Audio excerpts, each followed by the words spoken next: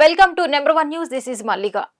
మాజీ మంత్రి కాపు ఉద్యమ నేత ముద్రగడ పద్మనాభం మరణం కాపు సామాజిక వర్గానికి తీరని లోటని అన్నారు నెంబర్ 1 మీడియా సంస్థల అధినేత మంచాల సాయి సుధాకర్ నాయుడు. అనారోగ్యంతో హైదరాబాద్ లో ప్రైవేట్ హాస్పిటల్లో చికిత్స పొందుతూ మంగళవారం సాయంత్రం మృతి చెందిన ముద్రగడ పద్మనాభం భౌతిక కాయాన్ని కిర్లంపూడిలోని ఆయన నివాసం వద్దకు తీసుకొచ్చారు. ముద్రగడను కడసారి చూసేందుకు ఆయన అభిమానులు పెద్ద ఎత్తున ఆయన నివాసానికి చేరుకున్నారు. పార్టీలకు అతీతంగా కాపు నేతలతో పాటు మరికొంతమంది ముద్రగడకు ఘన నివాళులు అర్పించారు. నెంబర్ 1 మీడియా సంస్థల అధినేత మంచాల సాయి సుధాకర్ నాయుడు కూడా ముద్రగడ పద్మనాభంకు ఘన నివాళులు అర్పించి ప్రగాఢ సానుభూతిని తెలియజేశారు.